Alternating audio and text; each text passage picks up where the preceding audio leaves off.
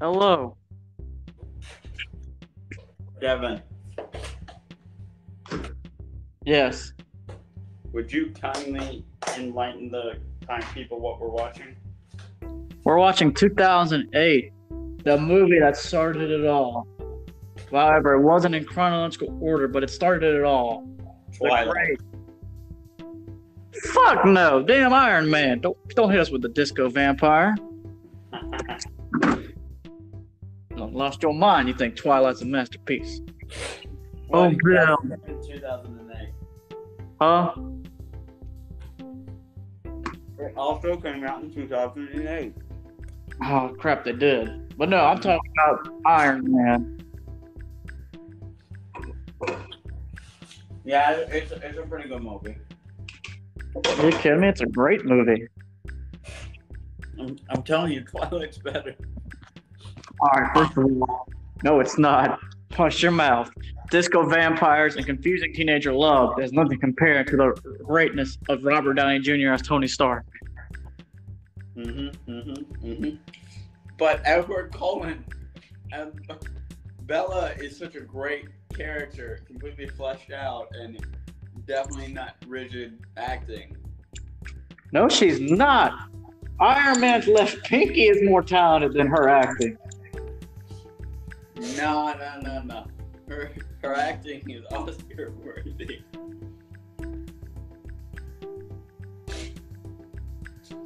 The little robot arm that Iron Man has that shot an extinguisher at him, that when he went to test out his suit, is more Grammy nominated than her.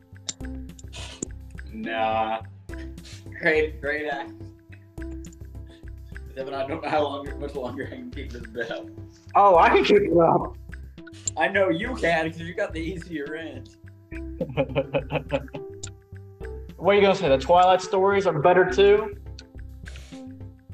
Obviously, no plot holes there. God, I'm not gonna lie. Maybe Iron Man 3 is the only one that's worse out of the time series. Iron Man 3 was just Iron Man 3. Iron Man 3 was Iron Man 3. That's all I'm gonna say with Iron Man 3. I didn't care for it that much. It was kind of all over the place. But we should probably talk about 2008's Iron Man. Iron Man. Yeah, we should. Question. Answer. Who do you think would win in a fight? Theodore Roosevelt? Sorry, let me rephrase it. Do you think Theodore Roosevelt would try fighting Iron Man? I'm gonna say yes, but it's gonna be a boxing match, and he can't wear his suit. No, I think you would want to box Tony Stark in the Iron Man suit. But he'll just break his knuckles. Dude lost an eye in a boxing match and kept going, Devin. Well, alrighty then. He's a tough son of a bitch. Speaking of presidents, Tony Stark gives me Thomas Jefferson vibes. Oh no. Oh no. I will say this though. I mean, crap. We already recorded Iron. Did we talk about his arc development for the Iron Man episode? I know we're recording these out of order. What are you asking me? Did we talk about his character arc? Tony Stark's character arc for these entire movies? No, I don't think so. Wait, maybe. I will say this. You watch the first movie. He goes from being arrogant. He goes from being an arrogant million-dollar playboy who's just selfish and he just wants to make money to being a self-righteous leader that he is. Well, See, I do think Iron Man 3 does the best job at portraying that. right. Not specifically, but I think through when you get the flashback scene, him at the party. Yeah. I think that's like you get an idea of what he was like before, and you get like a high dose of billionaire playboy bitch boy Tony Stark, and then you get the contract to modern day where he's like PTSD ridden and riddled just with fear of losing everyone, so he's like, I've got to make armor. Yeah, I gotta make a whole vault of $1 million suits. I don't think nothing bad will happen to these suits. No, he's just so fearful that he's got to protect everyone because he almost died, and he's not over that. Yeah, we'll talk about that in Iron Man 3 and a little bit of Avengers. You know what I hate most about this movie? What do you hate most about Iron Man, the movie? Remember what we talked about in Captain Marvel? No. The fucking SHIELD name. Oh. Strategic Homelands. And I'm like, trigger. Because in Captain Marvel, placed in the 80s, they know the name of SHIELD. But in this movie, they're working on the name. Well, you gotta think. That's just people. You got obviously. This was the first MCU movie. Yeah, I know, and they're establishing it. But why the fuck did they not double down on the joke? They probably forgot about it, to be honest with you. I didn't. Kyle, you're not a. Sometimes I feel like the people that work on these movies aren't actual comic book nerds, or don't rewatch the source material, and they just roll with it. That's how I feel sometimes. Yeah. Touch. Yeah. Sorry, I had a snack. I was getting hungry. Oh, dude, I'm getting hungry. I just laid out ground beef spaghetti tonight. Gotcha, I got you. But let's get into the meat and potatoes. You got meat and potatoes? No, I said let's get into the meat and potatoes. In other words, let's talk about the movie. Oh, thought we already kind of were. No, I meant like more other than me just ranting about SHIELD. I mean, it's a good plot of the movie. I mean, Agent Coulson's there to watch Tony because he knows something's up. Yeah. Hey, what do you think about Rhodey's ride? How Rhodey was wrote? I thought Rhodey was a good friend. In this movie, like compared to the other ones, I felt like he was more of a pushover. Really? Yeah. I thought he was really just a good friend like he always is. Obviously. Well, he's a lot better friend in this one, but he doesn't take it. He takes so much shit and just backs down to almost like any challenge. And I get they're establishing his character in the MCU, but right. Like when Don Cheadle, he's like got a backbone. Like, listen, I said this, but I also said this, and he gets cut off, and he's like, he's ready to fight for what he thinks is right, and I commend that. Right, because one thing I will say about the relationship in the MCU, Don Cheadle's not like, because I've been watching a lot of the old '90s cartoons. That got real popular. Yeah. And War Machine in that Iron Man cartoon, God forbid it's terrible, don't waste your time with it, is like, oh yeah, Tony, I got you. But Don Cheadle's like, bruh, we're gonna do this. Nah, forget you, Tony. I'm gonna do my thing. And he's got a backbone. Well, here's the thing, and in this MCU, like, it's established that Tony Stark has alcohol problems and drug problems in the comics, okay? And Rhodey took over for him a lot in secret, as well as some in public. But what this movie does really good at is Tony is an enabler in this movie, especially the first one. But he's a bad influence too. And then I think they built off Rhodey's character coming up, like in the later movies, and was like, you know what? No, Tony, I'm not gonna put up with your bullshit. I'm gonna call you out. We're friends, and I'm gonna tell you when you need to do better. See, that's how I feel he was in the first movie. He was like a legit friend.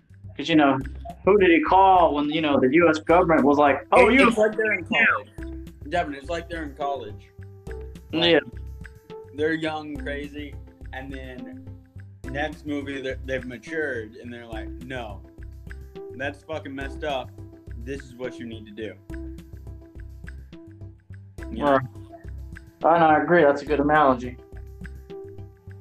But I don't care for Rhodey's writing in this movie. I just thought he was way too much of a pushover. Donnie's way too much of a pushover. Yeah. Wow. I mean, of course, we get to see him develop, even with two different actors. But we get to see Rhodey develop, and I think we like the finished product more than what it was before. Amen to that one. Speaking of things, we got another shitty father on this episode. God, would you even include that guy? Yeah, I mean, he was kind of the father. Listen. This is how fucked up this guy is. Why? So he took over the company till Tony came of age. Okay, basically raised him, was a father figure. Handled the finances for Tony. Yeah. Like father figure for him, and Tony obviously looks up to him because he trusts him. But Obadiah is a piece of shit. I mean, he didn't get him attacked. And I don't get why he waited. If he felt this way, why he waited so long. He could have obviously pulled something off like this way earlier. I'm gonna say plot device. It was. But I hated him. Like, he's a super shitty father. I think much worse than we have on the list. Hold up. Keep talking. Oh. Anyway. But no, I agree with you. He was kind of a shitty father figure because even in the movie, he was like, "Oh, this company's mine, all mine, not yours, mine. I'm not gonna let." It's your bud. And so, yeah, he's a really shitty father just because he was more power hungry, if anything. Yeah. Yeah, he's more power hungry, and he even said it when Tony was dying, or he like paralyzed him, or he killed him off with the reactor. He's like, "This is my company, you little punk," and then just storms off. And I'm just like, damn. Yeah.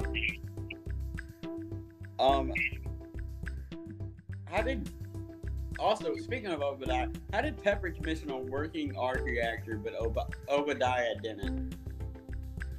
Plot device. Good grief.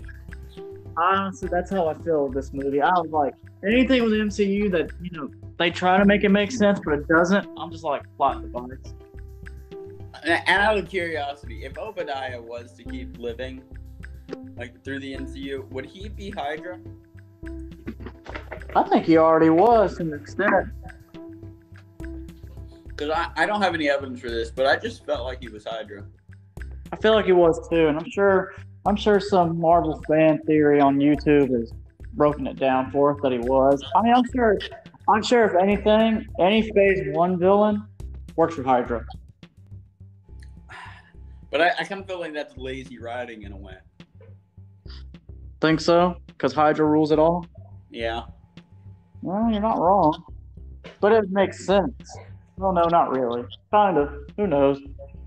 If Obadiah was a good father figure, not consumed by greed and power, and wouldn't aim to, like, be a wannabe Mandrian, not still kidnap Tony and all that jazz. Yep. How would the movie play out with Obadiah? Like, do you think he would have sacrificed himself to save Tony in game? I'd say so, yeah, since he was his father figure. Because you got to think, his parents died when he was. I'm trying to think timeline-wise. When he was a teenager. Yep, as we learned from Barf. You say from Barf? Yeah, he got to work on that acronym though. Oh. From Spider-Man. Oh, that's right. In Civil War. But no. So I think he would have if he wasn't, like I said, if he wasn't greedy and stuff. But who knows? He was greedy. He told Sony to. He told he told Tony to go for himself, and Yeah. nobody's it. What do you think he would have become a hero too? If he wasn't consumed by greed? I think he would. Well, Lord, I mean, if you think of it this way, he technically created Iron Man. 'Cause think about it. He hired the hitman to kidnap Tony. So he pushed Tony to go into the cave, build the suit from scratch. If anything, he did Iron Man. Yeah. Which is why, spoiler alert for the What If episode right here. That's why I didn't like the What If episode with Killmonger. Yeah. So you know what I'm having the hardest time with Obadiah wrapping my head around? What's that? The link between the first movie and the last movie for Iron Man. Endgame? No. Iron Man 3. Oh, okay. I should have worded that better. But no, like, Obadiah was working with AIM, whatever that guy's name was, the quote-unquote Mandarin that hired the fake ones. Yeah. Like, he was behind that. Like, he was in on that. Like, the fact that those two characters rubbed elbows is just, like, hard for me to think of. Really? Yeah. One last thing about Obadiah, Devin. All right.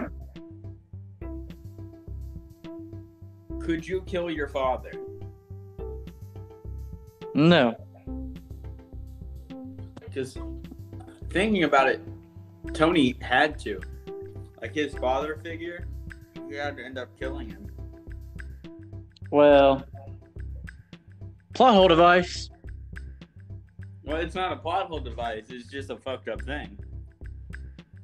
I mean, yeah, but you gotta think. How would you feel if your father figure hired a bunch of terrorists to throw you in a cave and torture you and technically gave you a robotic heart?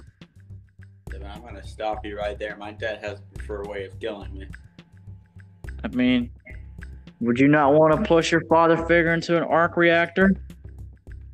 I mean, yeah, sometimes, but I also feel like doing drugs sometimes, and I'm like, yeah, you know what? Never mind. Yeah, you know what? This ain't for me. But you gotta remember, I'm a very empathetic person. I'm constantly thinking about how my actions affect others, and all that jazz. And I want to make things better than I find them. So probably not. I would probably try to find a way to save them. But of course, you do get that writing early on where they're trying to kill all the villains off. Yeah, because I don't think they knew what they were doing in the MCU until the fan base was like, give us more. Like phase 2? Yeah. Yeah, that's pretty fair. Like phase 1 was like, oh, here's your single hero movies. Hope you like them. Can we talk about the fact that Pepper murdered somebody? She murdered somebody? Dude, she fucking murdered that girl, that trashy news reporter, so gruesomely. Like, sometimes I do whatever Mr. Stark needs. Sometimes that includes taking out the trash. And I was like, oh! Oh! Oh shit, yeah, don't mess with Pepper. Like, she threw some mad shade, my bro. I like Pepper. I'm kind of sad that we don't get... I hope we get to see her in the MCU. I liked her in this movie, and then what other movie? The second movie, and then kind of there, she just seemed like cold and distant. From Avengers and the third one? After the third one. I just think they were just trying to show their relationship. Because when... I don't know... They have a complex relationship, and I can't imagine Tony's an easy person to be having sex with. That's what I think they were just trying to show in the comics. Obviously, they can't do panel to panel.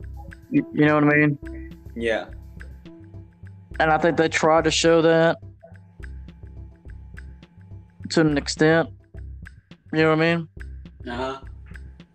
So I think that was them just trying to do a version of their comic book counterpart, which stinks because you're like, what the hell happened here? But at the same time, it's kind of like, well, Tony's Tony, and I mean, that shit would happen. Yeah. So, Devin. Wait a minute. What time are we at? Oh, yeah. We need to take an ad break. All right, go ahead.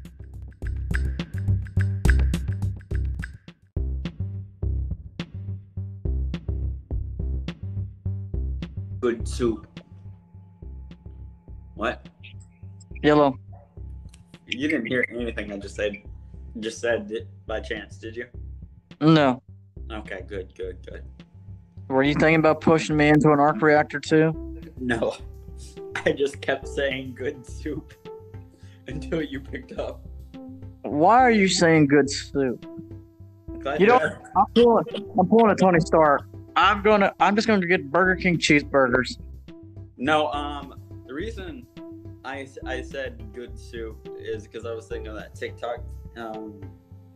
Oh my god, no! Don't make me think of berries and fucking cream. I can't stand berries. No. Good soup is a line from Adam Driver from a movie. I forget what movie. And I was just like, good soup. And then the reason I was saying good soup was because my next point is about soup. Oh Lord, go ahead. So if the Iron Man suit was real, like had complete capabilities in the real world, okay? All right. Physics would cause his insides and just his body at that velocity to just turn to soup. Really? Yeah. At best, maybe a concussion. Constant concussion, though. I will say this: the movie did do a good job of, his first test flight in the silver suit, the prototype suit, whatever you want to call it. Yeah. I think they showed a good thing of, hey, if you don't get a warm power source or whatever, you can't go up there very high and you're going to freeze out. It provided some good science, but it did make me wonder, did Rhodey know about that?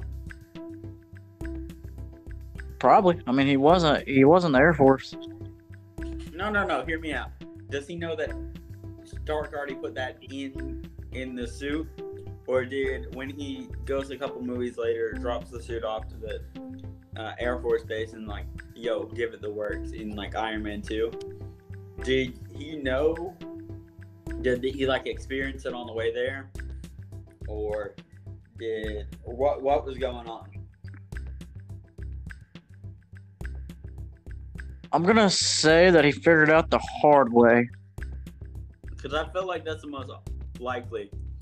The other likely event is he read the case on when he kills Obadiah.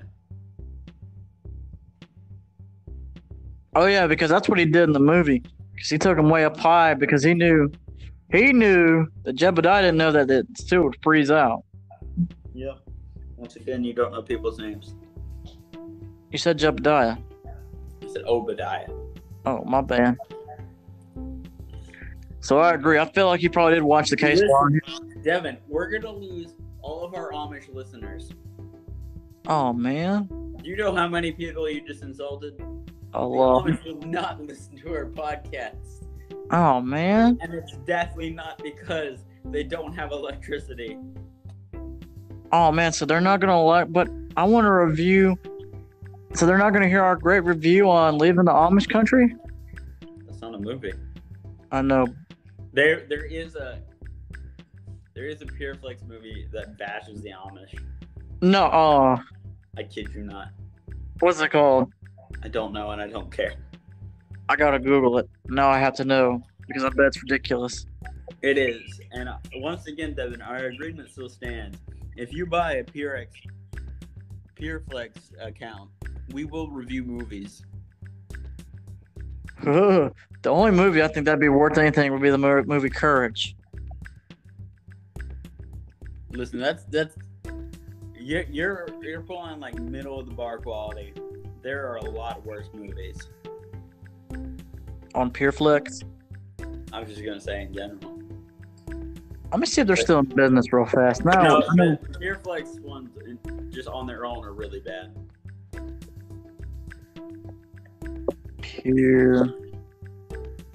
Purdue.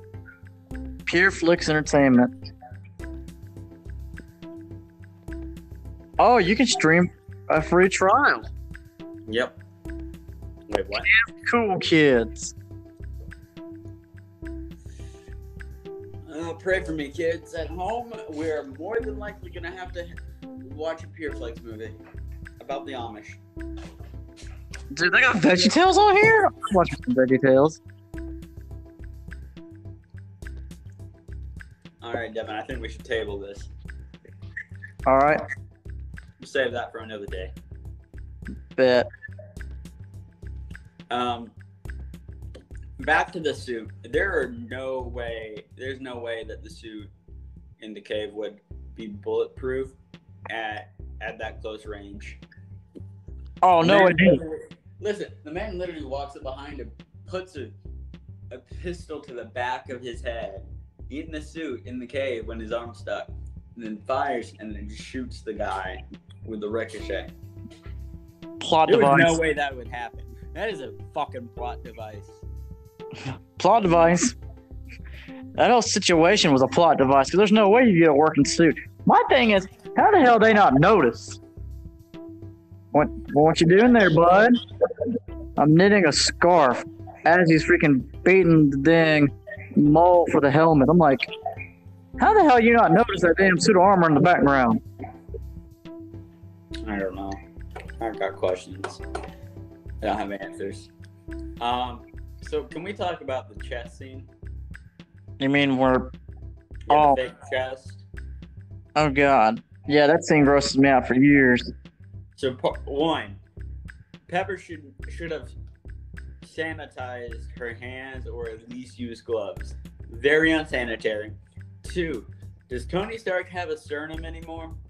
Because right where that is would be right through his sternum. I'm going to say no. How would Tony combat his immune system rejecting the metal in his system as somebody who's allergic to metal?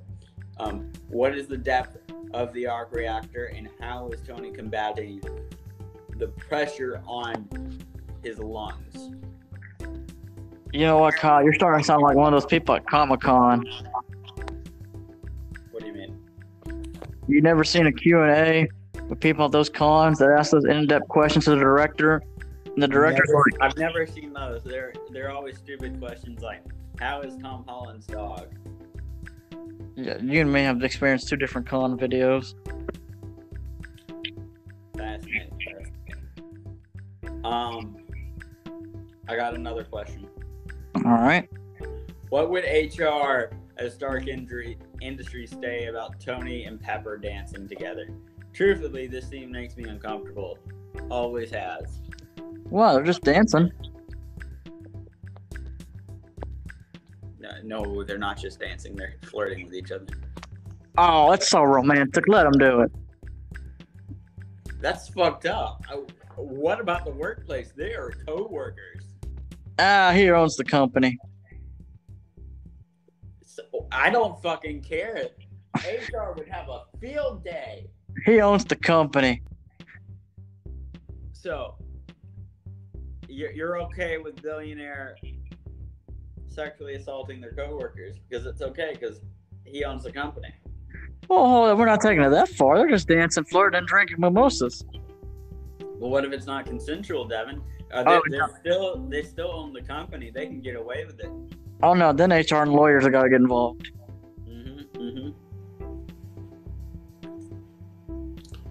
I got like 2 more points, Devin. I'm going to say plot device. This whole movie was a plot device. They had a checklist like, we gotta make this happen. I feel like they really did. They're like, all right, in a cave, build the armor. Oh, hey, his chest cavity that makes him really popular, put it in his chest. Hey, let's have a scene where she pulls it out. Oh, dude, and you can hear the And she's like, oh my god. He's like, dude, that's just putty. That's just putty. Get it out. Get it out. Connect the wire. Connect the wire. And I'm just like, damn, he's dying. And that's how sex works, kids. Sure, that's what that scene was. An innuendo for sex. Gross. Moving on. He said, gross. So Phil Coulson. I hate how rigid he is written in this movie. He's just really rigid, and I get they're trying to work out the characters in this. It's the first movie in the MCU, but still, super rigid. Don't care for it. I even forgot he was there because he's always like, Mr. Stark. He just appears out of nowhere. Whoa, where the fuck you come from, my dude? Mr. Stark, we're from the blah blah blah blah blah. And it's just like, bruh, just arrest the man or do something or get Nick Fury up in this bitch already. Strategic Homeland Intervention. I forget the E. Logistics Division. Was Nick Fury in this one or was he in the second one?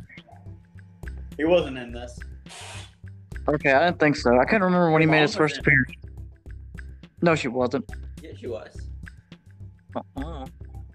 She was caterer number 5. I think I would remember if my mom said she went down to Atlanta, got a few couple $100 just to be a waitress. I doubt you would. You know, Kyle, what we need to do is just go be extras one day and just go make $100. Dude, they're filming Stranger Things in Rome. You know that, right? No freaking way. Yeah.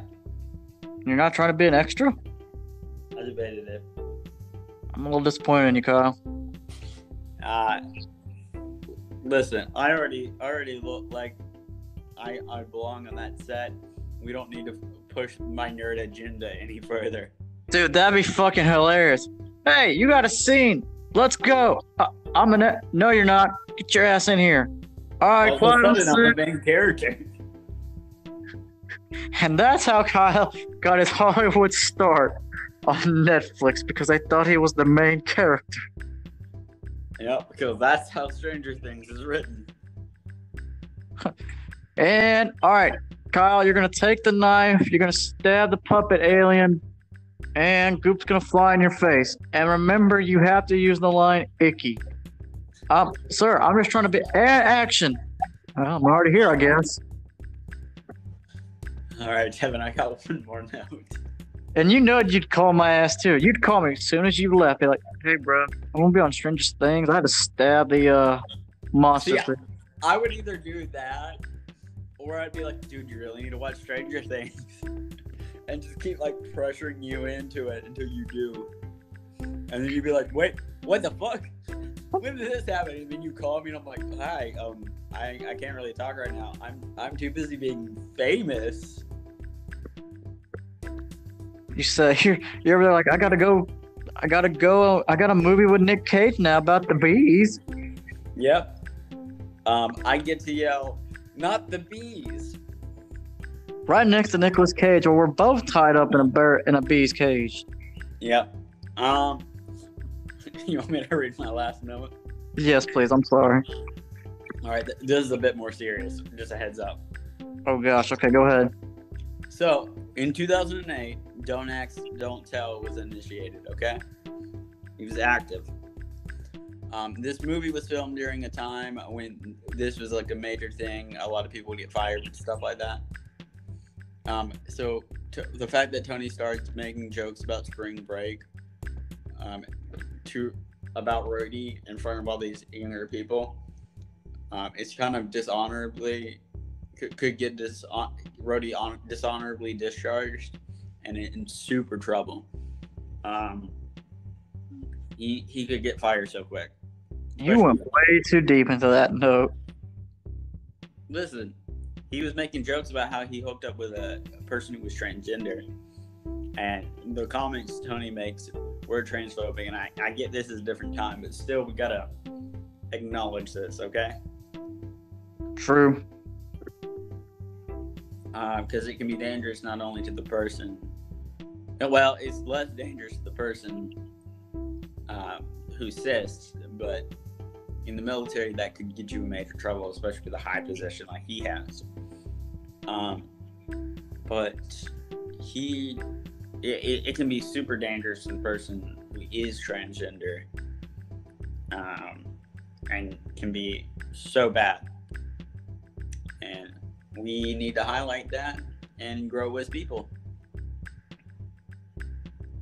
You kind of took that into the. No, you're Devin, not wrong.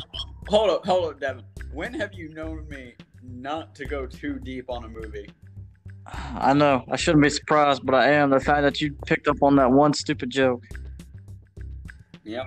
Comment. I should say comment. It wasn't really. It was a bad joke. Hey, Devin, we need to wrap this up. I'm having audio glitches. All right. Let's see. Let's rate. What are you rating it? I'm rating it at 7. I'm gonna rate it also at 7. Okay. Well, that makes 14. Let's go. Let's see. I gotta fix that thing. Fun fact: you want to know what you sound like to me in this as episodes of work? Sure. A slide whistle. And it's time for my famous last words. Well, not yet. We haven't told them what we're watching next. Oh, go ahead. Well, take your stab at it. I want to see what you think it is. See what I think it is? It's in November. It's Ant-Man. What? No. Dang it. It's Major League 1989. That hasn't released yet? That's in November, Devin. Holy oh, that's right. Frankenweenie came out today. Well, as of this recording. Yeah, as we're recording. Keep a lookout because I think Devin's mom's Netflix special is coming out. She's playing waiter number 4 in the Stranger Things. You keep making that joke. I could see my mom doing it. She would. You know the snake. I'm stuttering today. I'm sorry. I'm trying to think all those words.